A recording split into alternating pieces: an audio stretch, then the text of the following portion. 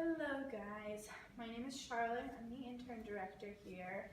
Your immediate boss told me that you guys are having a conflict over who gets to work on this newsletter that the interns have been assigned. And I hear you guys have been fairly unproductive in work and kind of have been bickering with each other. So I'm here.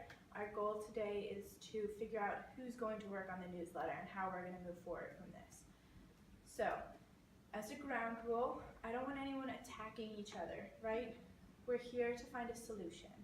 I don't want us to raise voices. I want us to calmly discuss a way that we can reach a solution. Okay, so Shannon, why don't you start by telling me why you feel you deserve to work on the newsletter? Okay, well, I am a journalism major. My whole academic career is about writing, so a newsletter seems to fit really well with that. That seems pretty obvious. I worked on the last newsletter, and yes, I know there were a couple issues, but I've already talked to my boss about that. We're working to move forward. And honestly, the issue was I just didn't know the material that well. I had just started. I didn't really know the programs, but now I do. So I think it's a stupid idea to have another new person do the newsletter when that would just result in having those same issues again. Like, that just doesn't make sense. Okay. All right, and Byron, why don't you tell us why you feel you deserve the newsletter? Well, I come from a designing background. I'm good at designing. Your mom's a designer. Okay, all right, let's take a step back here. Right, we're gonna respect each other in this space. Okay, well, anyways, Shannon, on the last newsletter, again, she just admitted she didn't understand the material. She didn't understand the designed software, which I do. And she says she knows it now, but how confident can you get in such a short amount of time to design software? Okay, well, Very confident. okay, all right, And- we're both gonna. Also, I'm full time in this position right now, and she's not. She's juggling other things. I can prioritize working on this newsletter so it can come out as a better product than she can right now. And I just don't think it's fair that just because she did the last one, that she's automatically entitled to having to do this next one. You know, this is her. You know, I understand it's her last semester, but I'm gonna be taking it over next semester, and I think, you know, I deserve to do it now so I can get the experience, so I know how to do it correctly when I take ownership of it. Okay, all right, Shannon, you look like you're really frustrated with the situation, so why don't you just take a second, think about what we've said. I think we've both made some really good points, right? So Shannon, I hear that you're a journalism major, you've learned a lot, and you kind of understand the ins and outs of this, is that right? Yeah. Okay, but Byron has a good point. He's going to be taking it over, so he needs to learn some of that too. And if he comes from a design background, then, you know, that's an important aspect. So I guess the question I have is what you guys both want to gain from this. So not just why you feel you're qualified, but what you're looking for out of this, right? And that's an important factor. So Shannon, why don't you start by telling us what you want to gain here? Well, like he said, I'm leaving after this semester, so I want to gain something from this internship. I am a journalism major, so I would like to have something to be able to point to for future employees. That's like a concrete project that I can be proud of. So I think that can be this newsletter. I want the writing experience. This is a perfect way to get that. I have worked through problems, and I think it'll be a success next time. So. Okay, all right, so that makes sense. What do you think, Byron? I think that, you know, I should, for the reason I want to do it is I want to build my design experience, and, you know, I want to make the newsletter better than it was. And, you know, I don't think that it's bad for this company putting out a newsletter that is subpar. Okay, well, let's take a step back. Shannon did great work last semester, so I understand the process was frustrating, but we don't want to attack anyone. What do you want to gain from this, right? Not what can she gain, what has she learned, but what can you gain? Well, I want the design experience, you know, I also want to put out a good product with my name on it so that I can be seen and be recognized. Okay. You know, and she's already done a newsletter, she had her chance. It's, you know, she needs to let other people have an opportunity, it's only fair. Okay, so what I'm hearing from you guys, I'm hearing that you're really interested in the writing aspect, right? You're a journalism major, you want to be able to point and say, here's what I've written, here's what I've done. And I'm hearing from you that you want to learn how to design, right? Your mom was a designer, you want to work on that experience, and that's also a valid feeling. So I'm thinking, as you guys are approaching these from very different aspects, is there some kind of way you guys think you could collaborate on this? You sound like you want different things. Is there any way we could work together to create that product you guys both want to create?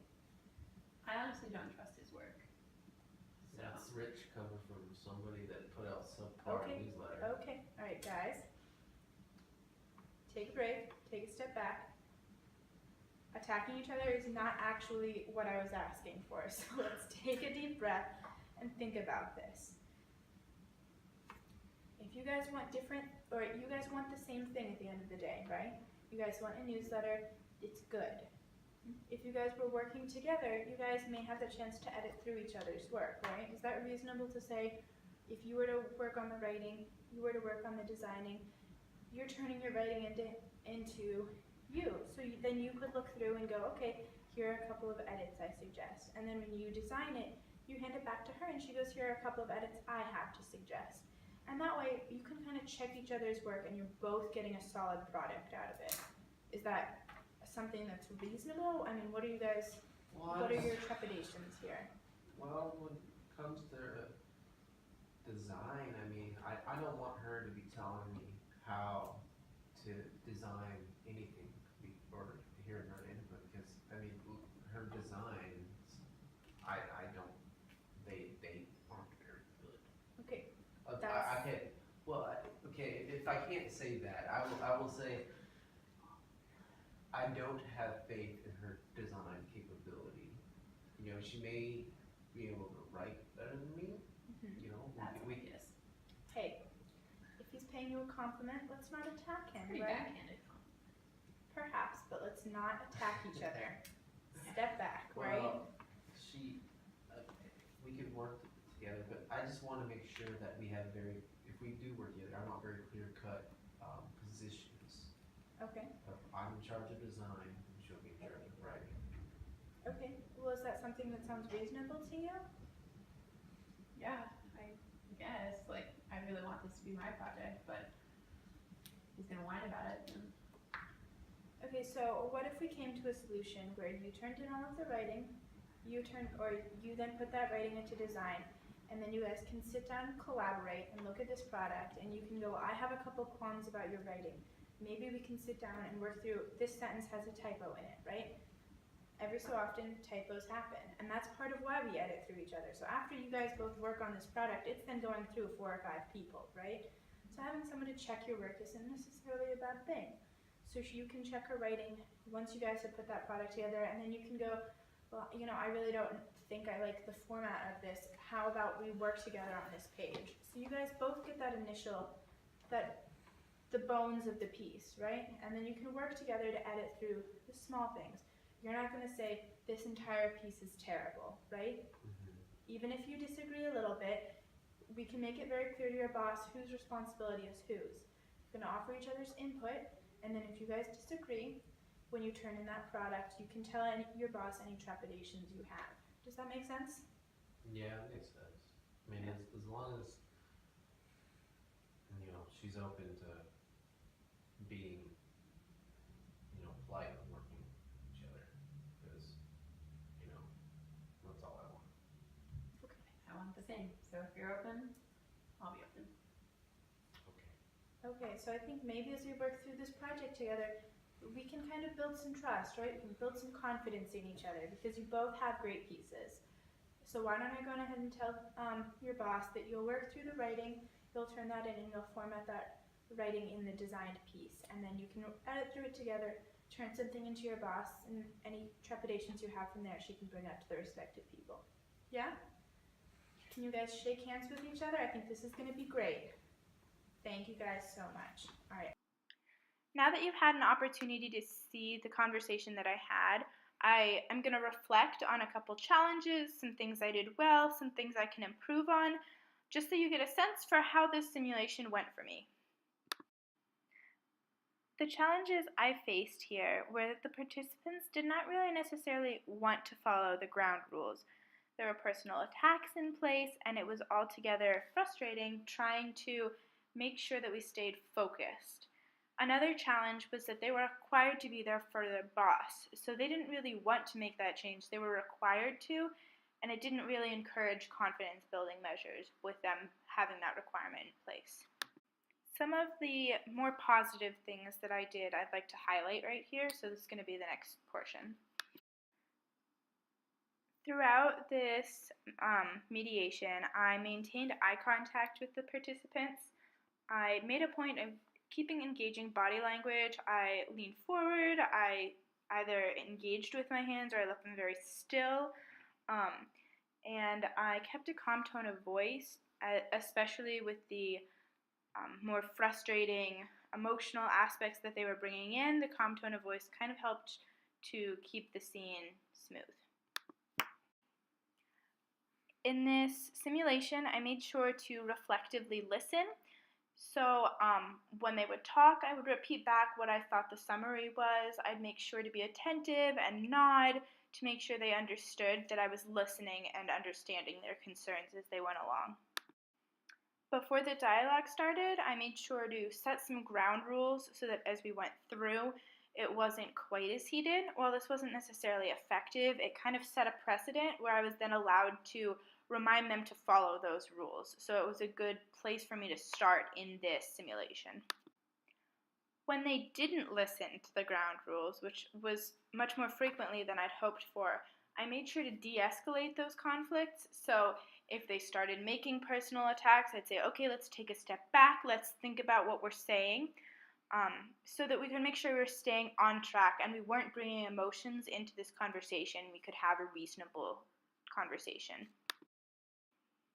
While it was hard to bring confidence building measures into this, there was one point where Byron said something that could be construed as positive, and I tried to point that out and make that clear. And as we were working through this, I made sure they were focusing on their strengths. So in this simulation, Shannon was supposed to be a strong writer, and Byron was interested in design. So I made sure to work on making sure they both understood that I appreciated those as I went through.